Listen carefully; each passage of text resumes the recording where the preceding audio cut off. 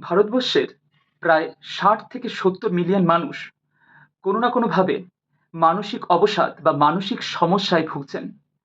যদি পার্সেন্টেজে দেখা যায় তাহলে প্রাপ্তবয়স্কদের মধ্যে প্রায় ১৫% মানুষ এই সমস্যায় জর্জরিত এবং এই সংখ্যাটা দিনে, দিনে বৃদ্ধি পাচ্ছে। এই মানসিক অবসাদের কারণ এবং তার উপায় আজ এই ভিডিওতে ব্যাখ্যা করব। শরীরের সাথে, সাথে আপনার মনেরও কিন্তু যত্ন নিতে হয়। দেখবেন মন ভালো থাকলে শরীরও ভালো থাকে এবং মন খারাপ থাকলে কিন্তু আপনি এবং আপনার আশেপাশে যারা আছেন, আপনার পরিবারের লোকজন, আপনার বন্ধু-বান্ধব এবং আপনি যেখানে কাজ করেন, সেখানে বিভিন্ন রকম খারাপ পরিস্থিতির সম্মুখীন হয়। আর আপনার মন যদি চাঙ্গা থাকে তাহলে আপনি কঠিন থেকে কঠিন কাজটা খুব সহজে করে নিতে পারেন। তাহলে মনের যত্ন নিন। কিভাবে মনের যত্ন নেবেন? দেখুন, মন এবং শরীরের বাইরেও একটা জিনিস থাকে। মানে সেটাকে আমরা দেখতে পাই না। সেটা হলো আমাদের জীবনী শক্তি। তাই জীবনী শক্তিকে চাঙ্গা করে তুললেই মন এবং শরীর কিন্তু দুটোই খুব সুন্দর হয়ে উঠবে এবং আপনি নতুনভাবে বাঁচার প্রেরণা খুঁজে পাবেন।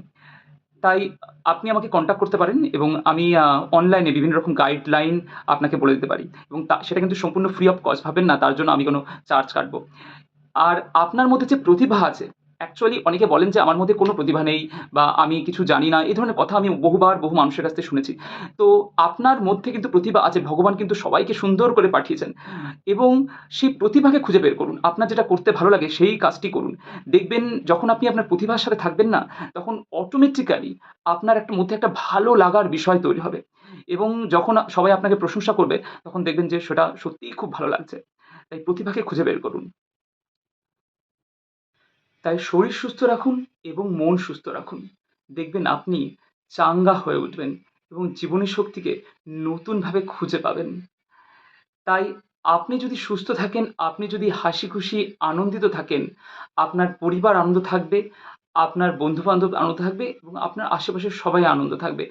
দেখবেন আপনার মধ্যে যে সৌন্দর্য, সেই সৌন্দর্যটা চারপাশের আরো মানুষগুলোর মধ্যে ছড়িয়ে পড়বে।